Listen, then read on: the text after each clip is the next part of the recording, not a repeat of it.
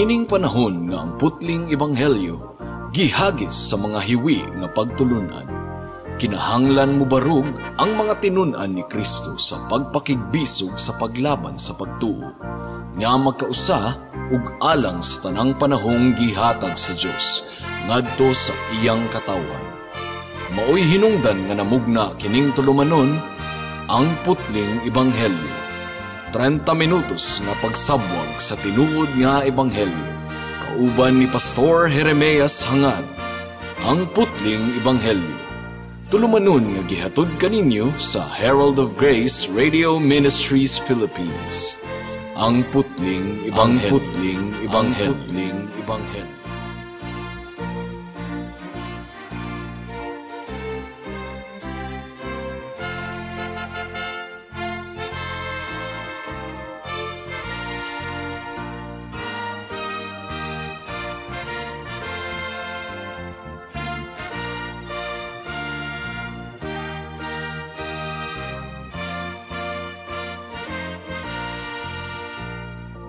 Special greetings sa tanang mga regular nga tigpaminawan sa atong panagsibya dinhi sa kahanginan ug espesyal usab nga pagpanimbaya sa akong 95 years old nga lolo nga si Isabelo Lauri Sr. Alang sa pagpamalandong sa pulong sa Ginoo niining taknaa, please turn with me to Romans chapter 1 verse 18 to 20. Sumpay kini sa atong pagpamalandong sa parehong teksto ni adtong miaging duha ka semana. Romans chapter 1 verse 18 to 20 ang giingon dinhi. Tungod kay ang tunglo sa Dios gipadayag gikan sa langit batok sa tanang pagkaliko ug pagkadautan sa mga tawo nga pinaagi sa ilang pagkadautan ilang gipugngan ang kamatuoran. Tungod kay ang mahimong masayran mahitungod sa Dios dayag diha kanila kay gipadayag man kini sa Dios kanila. Sukad pa ni adtong gimugna ang kalibutan ang iyang walay katapusan nga gahom ug pagka-Dios bisan pagdili makita nasabtan ug nakita pinaagi sa mga buta nga iyang gibuhat aron wala silay ikapangatarungan. May the Lord bless the proclamation of His word at this moment.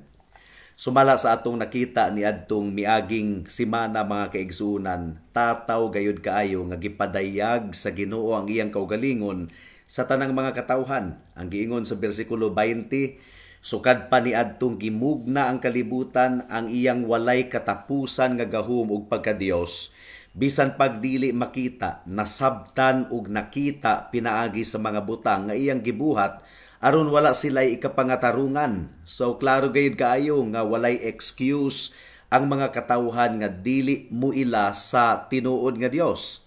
Gipadayag sa Ginoo ang iyang kaugalingon nga kanato pinaagi sa iya ang tunglo. Ang giingon sa atong teksto, tungod kay ang tunglo sa Dios gipadayag gikan sa langit batok sa tanang pagkaliko ug pagkadautan sa mga tawo. Gipadayag usab sa Ginoo ang iyang kaugalingon nga kanato pinaagi sa konsensya or tanlag sa atong pagtinguha nga ang atong kasing-kasing matagbaw kay dili gayud kini matagbaw bisan pagbuhong kita sa bisag unsang butang niining kalibutana. Duna gihapoy haw-ang sa atong kinasuluran. Gibutang kana sa Ginoo nga tinguha gumikan kay ang Ginoo lamang mo'y makapuno ni ana nga haw-ang mga kaigsunan. Romans chapter 1 verse 19, tungod kay ang mahimong masayran mahitungod sa Dios dayag diha kanila kay gipadayag man kini sa Dios kanila. Mao nga si Augustine sa iya ang libro nga giuluhan og Confessions, ang iyang giingon, gihimo mo kami alang sa imong kaugalingon ug ang among mga kasing-kasing walay kapahulayan hangtod nga magpahulay sila diha kanimo. Unsa pa, dugang pa mga kaigsuunan gipadayag sa Ginoo ang iyang kaugalingon nga kanato pinaagi sa iyang pagpadayag sa iyang gahom sa tanang mga butang nga iyang gibuhat. Ang bersikulo 20 nagaingon, ang iyang walay katapusan nga gahom ug pagka-Dios bisan pagdili makita nasabtan ug nakita pinaagi sa mga butang nga iyang gibuhat aron wala silay ikapangatarungan. So kung ang mga tawo mobalibad sa pag-ila sa Dios ug pagsimba sa Dios mga kaigsunan, Ang problema dili tungod kay kulang sa ebidensya nga anaa gayoy Dios. Ang problema determinado ang kasing-kasing ug hunahuna sa mga tawo nga mobalibad gayod sa Dios ug dili siya buot nga ilang mailhan. Ang katapusang linya sa verse 18 mao gayod ang bug-at kaayo nga nagdescribe sa kasing-kasing sa mga katawhan. Gikalipay sa Ginoo nga ipaila-ila ang iyang kaugalingon nga rikanato. Ang verse 18 nagdescribe nga gipadayag sa Ginoo ang iyang kasuko batok sa sala. Ang verse 19 and 20 nagpasabot kanato og dugang nga gipadayag sa Ginoo ang iyang himaya nga rikanato aron walay bisag usa nga makapangulipas or makapangatarungan. Now, ang tragedy niini mga kaigsuunan, mao nga samtang gipadayag sa Ginoo ang iyang kaugalingon nga rikanato sa tataw gayud nga pamaagi, ang mga katawhan gipugngan ang kamatuoran, gituok ang kamatuoran, nagpretend sila nga dili tinuod ang testimonyo sa ilang konsensya ug ang mensahe nga ilang nadunggan. Kining giingon nga gipugngan ang kamatuoran, ang picture niini mga kaigsunan, mura ba og bata nga musinggit na unta pero gitakuman ang baba. This is what people are doing. Ang kamatuoran ilang gipugngan kay dili sila buot nga muila niini. Gipadayag sa Ginoo ang iyang kaugalingon, ang iyang pagmando, ang iyang balaod, ang iyang tunglo. And yet, ang mga makasasala nagpugong niini nga pagpadayag. So niining taknaa mga kaigsunan atong tun-an ang trahedya that while God has been merciful to reveal Himself, men suppress the truth. So atong tubagon ang pangutana, nganong ang mga tawo ila man gyud nga pugngan ang kamatuoran mahitungod sa atong buhi nga Dios. Ug hinaot nga tabangan kita sa Ginoo sa atong pamalandong. Adunay duha ka rason mga kaigsuonan. Unang rason, gumikan kay ang Biblia tataw kayong nagpadayag nga ang tawo buta diha sa ilang kasing-kasing. Sa theology mga kaigsuonan gitawag kini og total depravity. Ang kasing-kasing sa tawo buta. Ang giingon sa Ephesians chapter 4 verse 17 to 18. Ang giingon dinhi, mao nga ako kining gisulti o gipamatud-an diha sa Ginoo. Nga kamo dili na gayud angayan nga magkinabuhi susama sa pagkinabuhi sa mga hintil diha sa walay kapuslanan sa ilang mga panghunahuna. Nangit-ngit ang ilang panabot tungod kay nahibulag sila gikan sa buhi nga Dios, tungod sa ilang pagkawalay alamag, tungod sa pagkagahi sa ilang mga kasing-kasing. So ang ilang panabot kuno mga kaigsuonan nangit-ngit gumikan kay gahi ang ilang kasing-kasing. Ang pagkagahi sa ilang kasing-kasing maoy nagduso kanila nga ilang isalikway ang pagmando sa Ginoo sa ilang kinabuhi. Ang giingon ni Pablo, the wrath of God is revealed from heaven against all ungodliness and unrighteousness of men who hold the truth in unrighteousness. Sa Bisaya pa, tungod kay ang tunglo sa Dios gipadayag gikan sa langit batok sa tanang pagkaliko ug pagkadautan sa mga tawo nga pinaagi sa ilang pagkadautan ilang gipugngan ang kamatuoran. So gumikan sa ilang pagkadautan ilang gipugngan ang kamatuoran mga kaigsuonan. Gituyo gayud nila kini pagpugong. They want to dismiss the truth. They do not want the truth. Ang makasasala mubalibad sa pag-ila sa ilang tulubagon sa atong Ginoo. Ug ang tawag sa Biblia ni ana mga kaigsuonan mao ang pulong nga reprobation. Gahi kaayo tig-a. 2 Timothy chapter 3 verse 8 ang giingon dinhi, kung sa unsang paagi nga sila Hanes ug Hambres nakigbatok kang Moises, kining mga tawhana nakigbatok usab sa kamatuoran, mga tawong dautan ang panghunahuna ug mga misalikway sa pagtuo. So gumikan sa rejection ni anang tawhana sa kamatuoran sa Dios, ang Ginoo mipahamtang sa kining gitawag og judicial abandonment. Kay nagpagahi man sila sa ilang kasing-kasing, gipagahi hinuon sa Dios ug samot ang ilang kasing-kasing. Reprobation ang tawag ni ana mga kaigsunan. Ang giingon sa Romans chapter 1 verse 28.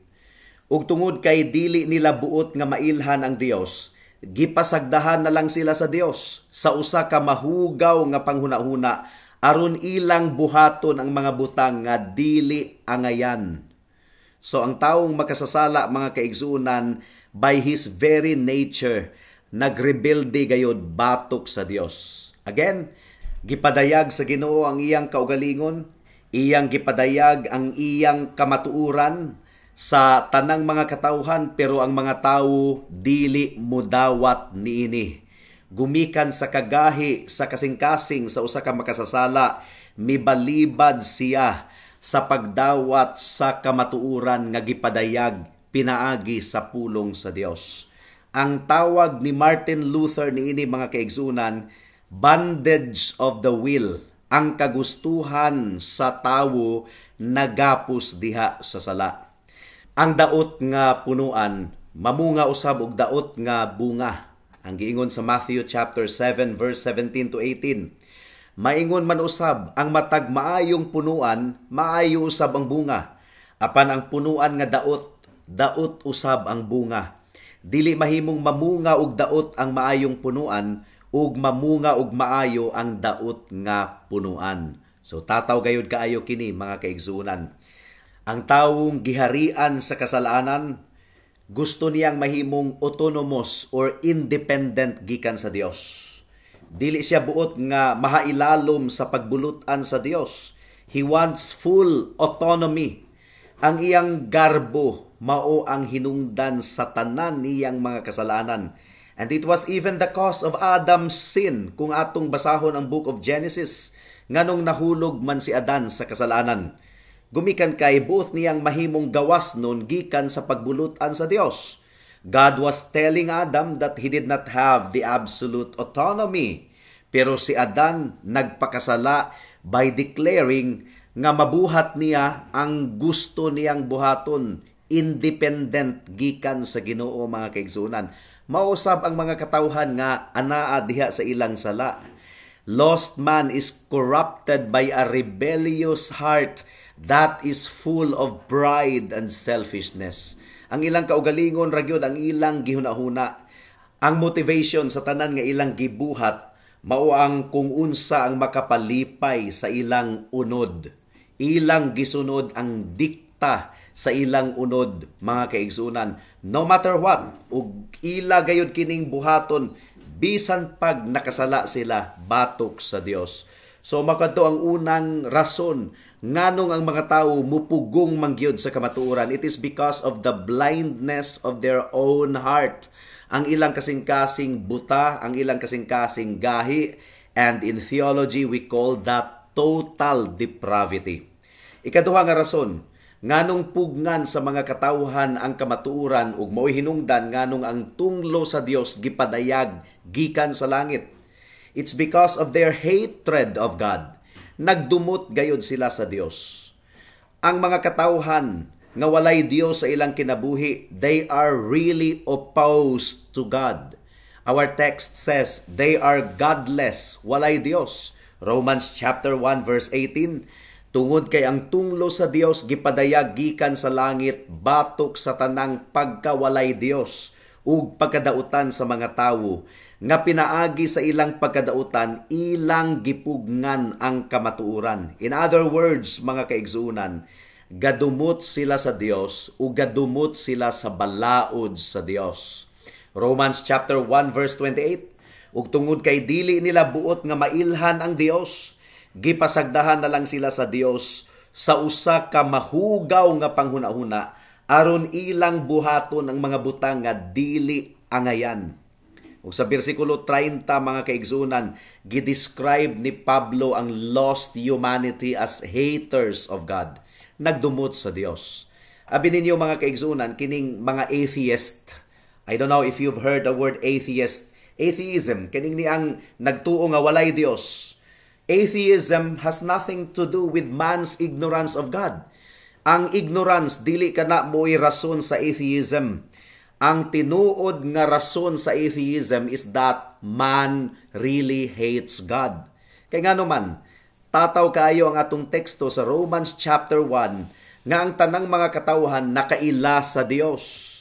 Ang problema, ang tawo gadumot sa Dios. Lost humanity hates God's absolute dominion, His absolute rule. Dili sila buot nga mahailalom sa pagdumala sa Dios. Gusto sa tawo ang autonomy, independence.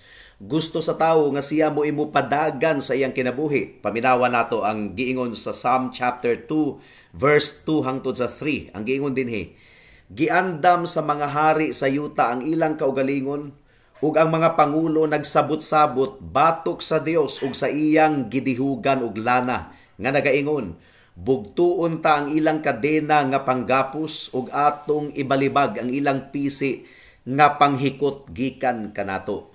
Mao kini description sa mga katawhan.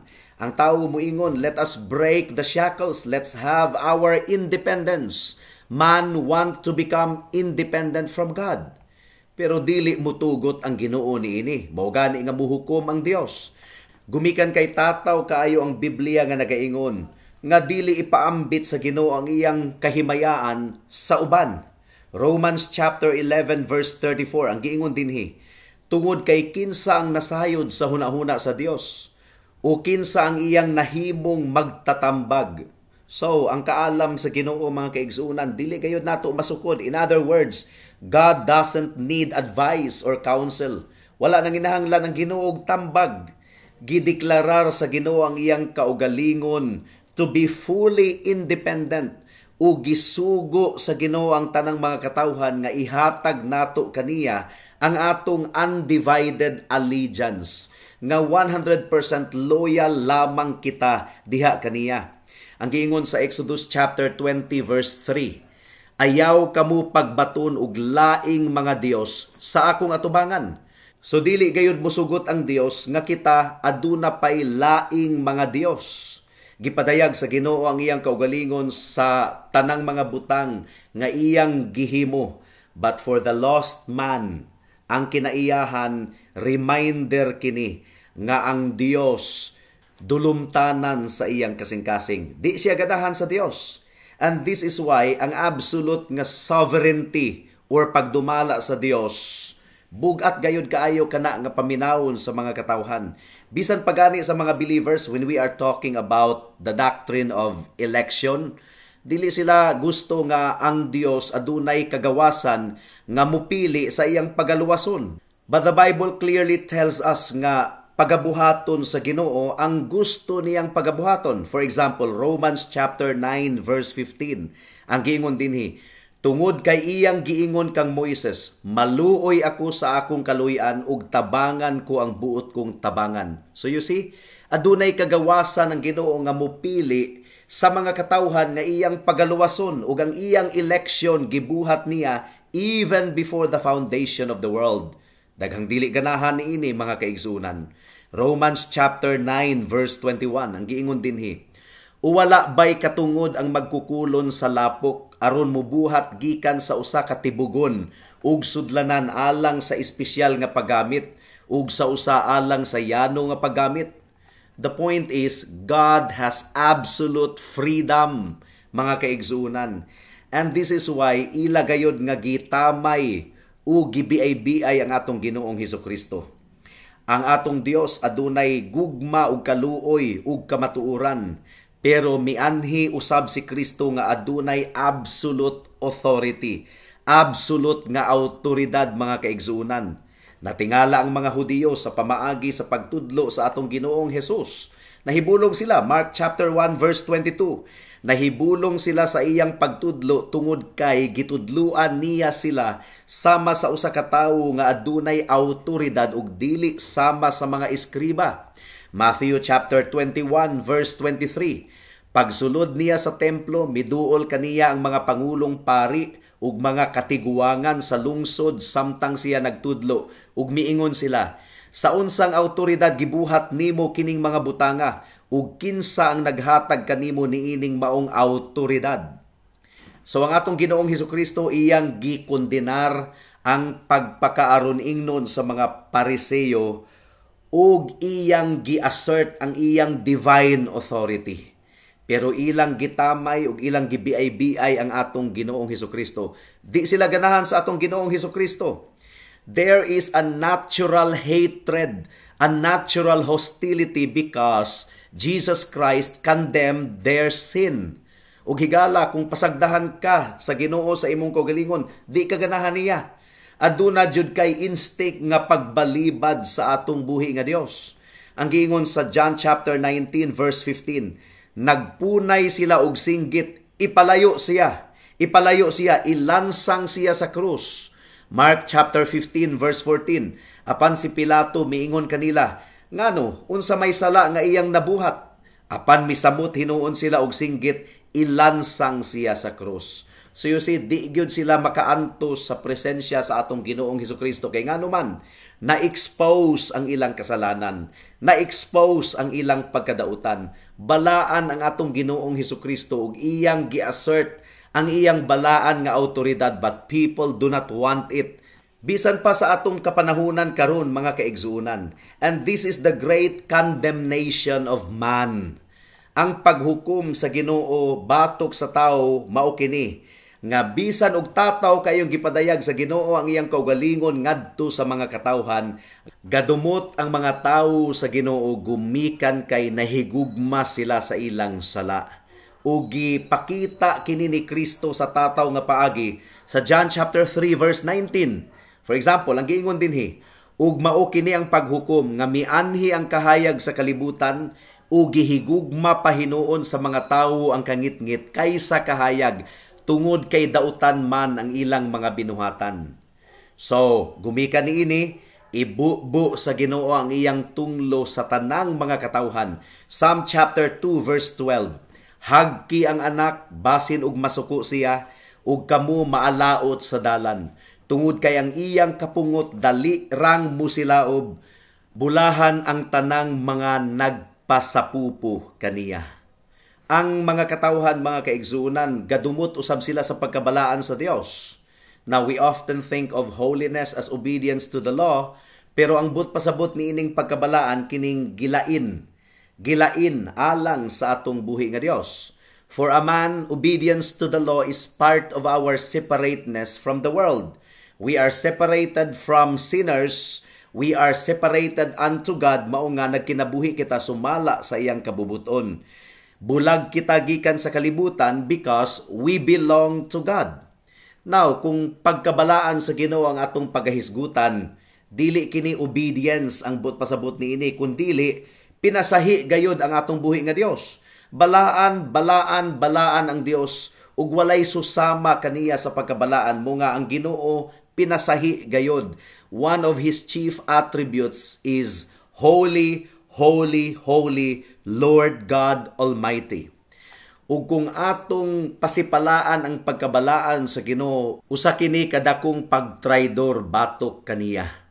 Ang pagkabalaan sa Dios makalilisang gayud kini sa tanang mga katawhan.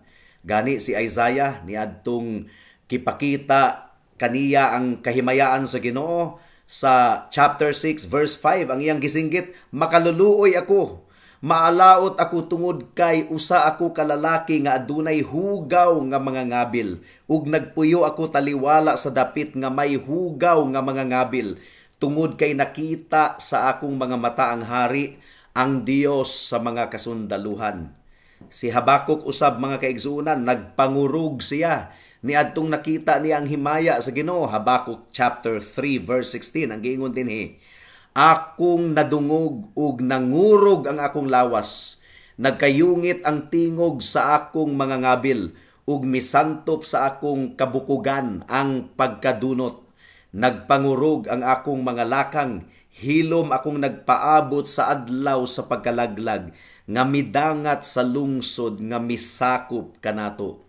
Maingon man usab si Pedro, niadtong iyang nakita ang kahimayaan ni Kristo, nagpangurog si Pedro. Luke chapter 5 verse 8. Apan sa dihang nakita kini ni Simon Pedro, miluhod siya sa tiila ni Jesus ug miingon, palayo kanako, tungod kay ako makasasala o Ginoo. So, ang tao, mga kaigsuunan, kung iyang makita ang pagkabalaan sa Ginoo, magpangurog gayud siya sa kahadlok. O gipadayag sa Ginoo sa tanang mga katawhan ang iyang tunglo batok sa ilang pagkadautan. Tunglo batok kanila nga nahigugma sa dautan. Ang atong teksto once again, tungod kay ang tunglo sa Dios gipadayag gikan sa langit batok sa tanang pagkawalay Dios ug pagkadautan sa mga tawo nga pinaagi sa ilang pagkadautan ilang gipugngan ang kamatuoran. So they respond by denying it, suppressing it. Dili nila buot ilhon nga adunay Dios. They want to suppress the truth. They want to cover up the truth. Hangtod nga ila kunuhay kining makalimtan. They deny the truth. Or di ba kaha ilang tuison ang kamatuoran. Sama sa giingon sa Romans chapter 1 verse 25.